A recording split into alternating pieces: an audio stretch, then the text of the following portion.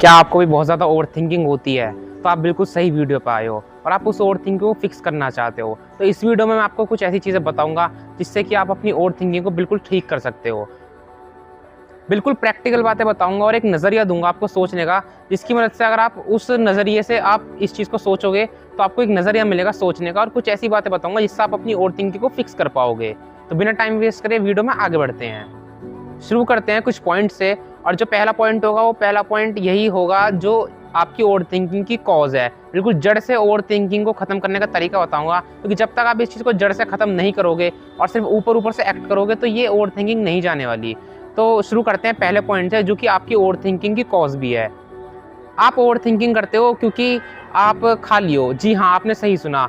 आप खुद इस चीज़ को सोच के देखो, मतलब आप मुझे मत बताओ, ना आप कमेंट में बताओ, ना आप क्या कहते हैं किसी और को जाके बताओ। आप खुद सोचो इस चीज़ को बैठकर कि यार ये जो ओवर थिंकिंग मेरे साथ होती है कब से चालू हुई। ये ओवर थिंकिंग आपकी जब से ही चालू हुई होगी जब से आप खाली रहने लगे होंगे। जब आप पे काम रहता था, आप बिजी होते थे, तो उस टाइम आपको ओवर थिंकिंग नहीं होती थी। तो ये जो कॉज है ये 90% लोगों का यही होगा जो मैं आपको बता रहा हूँ। क्योंकि देखो, जो बचे हुए 10% लोग हैं उनकी जो ओवर थिंकिंग है वो किसी वजह से ही होगी। वो हो सकता है कि कोई ऐसी चीज़ हो, कोई डिसीज़न हो, या कोई प्रॉब्लम हो उनकी लाइफ में, जिसकी वजह से वो ओवर थिंकिंग कर रहे हैं। लेकिन वो है 10% लोगों की बात। 90% लोग जो ओवर थिंकिंग कर रहे हैं वो सिर्फ खाली रहने की वजह से उन्हें ओवर थिंकिंग हो रही है। क्योंकि देखो, एक कहावत भी है पुराने ज़माने की कि खाली दिमाग शैतान का घर, जो कि बिल्कुल ठीक बात है। क्योंकि जब हमारे दिमाग पे कुछ नहीं होता तो हमारा दिमाग ओवर थिंकिंग ही करने लग जाता है।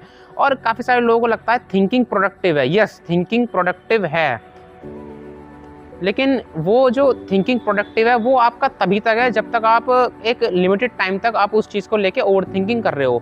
नहीं तो यार, अगर आप एक समय से ज़्यादा ओवर थिंकिंग कर रहे हो ये सोचकर कि यार मैं बहुत प्रोडक्टिव चीज़ कर रहा हूँ, आप प्रोडक्टिव नहीं कर रहे, आप अपने जो माइंड है उसे एक्सप्लॉइट कर रहे हो। ठीक है, तो आप बिजी रहो। और बिजी रहने का मेरा मतलब है आप इतने बिजी रहो कि आपको ओवर थिंकिंग का टाइम ही नहीं मिले। और आप लोग कहोगे यार ये बिल्कुल बकवास चीज़ है, ऐसा कुछ नहीं है, मेरी ओवर थिंकिंग किसी रीज़न की वजह से है। लेकिन एक बार आप ट्राई करके देखो, बाद में देखो कुछ ना हो तो कोई दिक्कत की बात नहीं है, लेकिन ट्राई करने से आपका कुछ जाएगा नहीं। तो आप ट्राई करके ज़रूर देखो, आप अपने आप को बिजी रखो। मैं ये नहीं कहूँगा जर्नलिंग करने लग जाओ, बुक पढ़ने लग जाओ, अच्छी बात है, आप बुक पढ़ो, आप जर्नलिंग करो, ठीक है, आप कोई प्रोडक्टिव काम करो, कोई स्किल ट्राई करो। लेकिन अगर आप ये भी नहीं कर रहे, सबसे ईजी तरीका बताऊँगा, आप मूवीज़ ही देख लो भाई। आप वेब सीरीज़ देख लो, आप मूवीज़ देख लो, सबसे ईजी तरीका है अपने आप को बिजी रखने का। और देखो, रील्स बिल्कुल मत देखना, ठीक है, क्योंकि जैसे मैंने कहा भी ना कि आप खाली हो इसलिए ओवर थिंकिंग करते हो, तो यार ये मत कहना कि यार मैं तो देखो रील्स देखता हूँ, मैं कैसे खाली हो सकता हूँ। भाई रील्स एक बुरी चीज़ है। आप अगर 10 घंटे रील भी देख रहे हो तो आप एक तरह से खाली हो, क्योंकि आप उस खालीपन को दूर करने के लिए डूम स्क्रॉलिंग कर रहे हो। और डूम स्क्रॉलिंग सबसे बेकार चीज़ है। अगर आप डूम स्क्रॉलिंग कर रहे हो तो भाई आपका ब्रेन रॉट ही हो रहा है। डूम स्क्रॉलिंग से 6-6 घंटे रील देखने से आपका दिमाग और ख़राब होगा, और फिर ओवर थिंकिंग एक तरह से दोगुनी हो जाएगी, और आपकी ओवर थिंकिंग और डूम स्क्रॉलिंग मिलकर आपको पूरी तरह से एक्सप्लॉइट कर देगी। यार ये चीज़ तो बिल्कुल मत करना। आप मूवी ट्राई करो, आप वेब सीरीज़ ट्राई करो, और भाई 6 घंटे देखो ना, देखो 6 घंटे मूवी, देखो 8 घंटे वेब सीरीज़, ठीक है, 2-3 मूवी खत्म कर दो 1.5 घंटे की, एक वेब सीरीज़ के 4-4 एपिसोड देखो। भाई शुरू में लगेगा, शुरू में आप फोकस भी नहीं कर पाओगे क्योंकि आपको डूम स्क्रॉलिंग की प्रॉब्लम होगी। लेकिन जब आपको हैबिट बन जाएगी ना तो आप खुद अच्छे से अंदर पॉजिटिव फील करोगे, और जब आप खुद पॉजिटिव फील करोगे तो जब जो इंसान पॉजिटिव फील करता है वो कभी नेगेटिव वाइब को अट्रैक्ट नहीं करता। तो ये चीज़ आप ज़रूर ट्राई करें, अपने आप को बिजी रखें। अब चलते हैं पॉइंट नंबर 2 की तरफ। अब चलते हैं हमारे पॉइंट नंबर 2 की तरफ। You suffer more in imagination than in reality. आप अपने जो थॉट्स हैं, आपके जो विचार हैं, आप उनमें अपने आप को ज़्यादा प्रताड़ित करते हो, बजाय कि आप वास्तविकता में जितने प्रताड़ित होते हो। यानी कि रियलिटी में हमें उतनी दिक्कत नहीं आती जितनी हम अपने माइंड में, अपनी इमेजिनेशन में अपने आप को सफ़र करवाते हैं। ये कोट दिया था एक ग्रीक फिलोसोफर सेनेका ने, और ये कोट बिल्कुल ठीक है। आप खुद एक बार सोच के देखो, मतलब कि आप खुद सोच के देखो कि आपका जो पास्ट में कई सारी प्रॉब्लम्स रही थी, आपने उन प्रॉब्लम्स को लेके ओवर थिंकिंग करा, आपने क्या कहते हैं 10 दिन, 15 दिन, 20 दिन आप उस चीज़ के बारे में सोचते रहे। एक इवेंट होने वाला था, मान लो कोई इवेंट होने वाला था, और उस इवेंट को लेके आप सोच रहे थे, या आप किसी लड़की से बात करने जा रहे थे, उसके आप सोच रहे थे कि यार मैं उससे कैसे बात करूंगा, मैं कैसे जाके उससे मिलूंगा, कैसे हमारा इंटरेक्शन होगा, उस चीज़ को लेकर आप बहुत ज़्यादा सोच रहे थे। ठीक है, आप गए, ठीक है, या कोई लड़की थी वो किसी लड़के से बात करने जा रही थी और वो बहुत ज़्यादा सोच रही थी कि यार मैं क्या बोलूँगी, मैं क्या ऐसे इंटरेक्ट करूँगी, बहुत ज़्यादा टेंशन में थी। ठीक है, दोनों जेंडर के लिए बात है, ये तो एक एग्जाम्पल है, एग्जाम्पल के तौर पर लेना।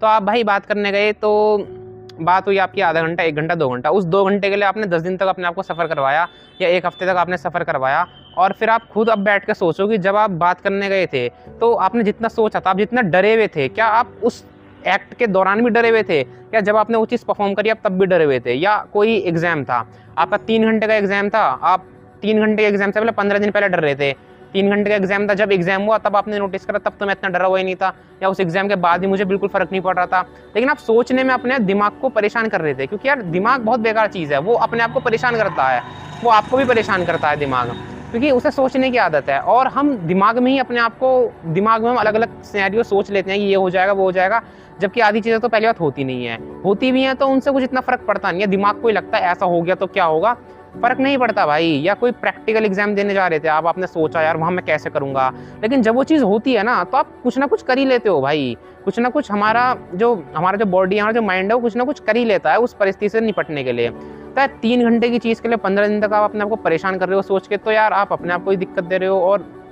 आपको प्रॉब्लम का सामना करना पड़ रहा है।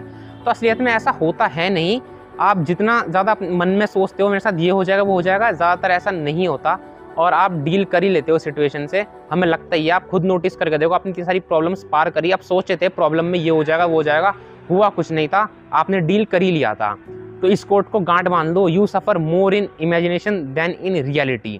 ठीक है, हम सोचते रहते हैं यार वो प्रॉब्लम आएगी, हम कैसे डील करेंगे, पर उस प्रॉब्लम को आप डील कर ही लेते हो। और अगर डील नहीं भी कर पाते ना, तो बुरा से बुरा जो चीज़ आपके साथ होती है वो इतनी बुरी नहीं होती और इतनी बुरी लगती भी नहीं है उसके बाद। ठीक है, बाद में हमारा माइंड यही कहता है कि मुझे फ़र्क नहीं पड़ता, जा जो होना था हो गया, क्या कर सकते हैं, आप कुछ नहीं कर सकते, लेकिन प्रॉब्लम होने से पहले हमें डर लगता है। तो इसलिए इस कोट को गांठ बांध लो। अब चलते हैं पॉइंट नंबर 3 की तरफ।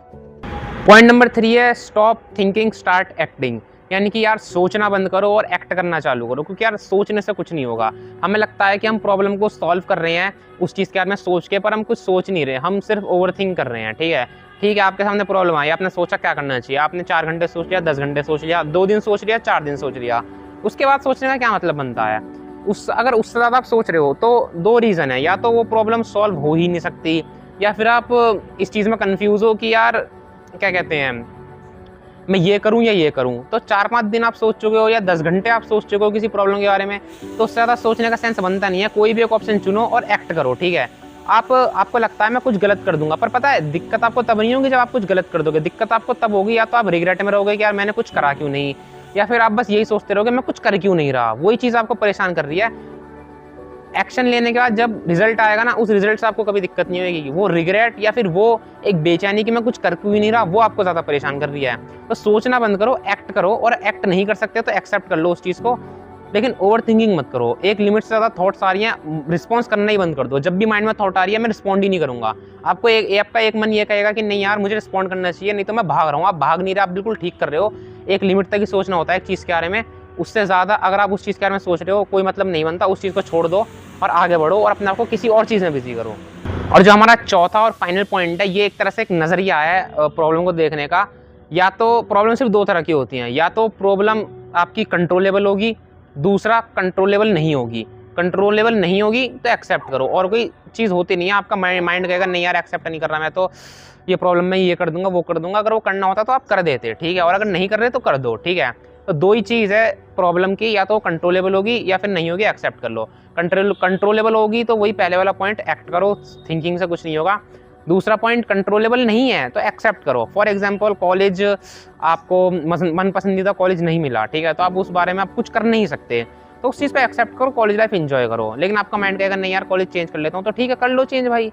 अगर चेंज नहीं कर पा रहे तो भाई फिर सोचना किस बात का। दिक्कत ये है ना, आप कॉलेज चेंज भी नहीं कर रहे और आप क्या कहते हैं उस बारे में थिंकिंग करे जा रहे हो, अपने माइंड को परेशान कर रहे हो। तो यार या तो एक्सेप्ट कर लो आप उस कॉलेज में हो, नहीं हो तो फिर आप चेंज कर दो। चेंज नहीं कर सकते तो एक्सेप्ट करो ना भाई मैं नहीं कर सकता चेंज, और आपको लग रहा है कि यार कॉलेज ठीक है, बट कुछ फ्लॉज है उस कॉलेज के अंदर, तो एक्सेप्ट कर लो उस चीज़ को, ठीक है। नहीं कर सकते तो चेंज कर दो, वही है। या तो एक्ट करो, और आप 10 दिन से सोचे जा रहे हो कॉलेज के बारे में, ठीक है, और 10 दिन बाद भी आपको या तो आप डिसीजन ले नहीं पा रहे, तो या तो सोचो मैं क्यों नहीं ले पा रहा। आपको अंदर से पता है मैं डिसीजन नहीं ले सकता, या फिर अंदर से पता है कि यही डिसीजन मेरे लिए ठीक है, तो एक्सेप्ट कर लो।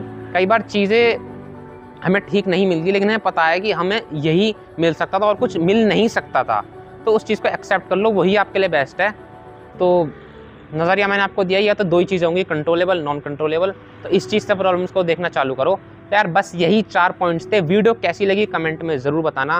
क्या मैंने आपकी ओवर थिंकिंग सॉल्व करी या नहीं करी, या मैंने आपको क्या पॉइंट्स मैं आपको दे पाया ओवर थिंकिंग सॉल्व करने के लिए या नहीं, ये भी कमेंट में ज़रूर बताना। तो मिलता हूँ यार आप लोगों से नेक्स्ट वीडियो में। चैनल आप ज़रूर से सब्सक्राइब करना, हम ऐसे ही इन्फॉर्मेटिव वीडियोज़ लाते रहते हैं। और अपना एक्सपीरियंस आप कमेंट में शेयर करो, आपका क्या था इन थॉट्स पे, और आप ओवर थिंकिंग से किस तरह से परेशान हो, और अब आप क्या क्या करोगे इस ओवर थिंकिंग को सॉल्व करने के लिए।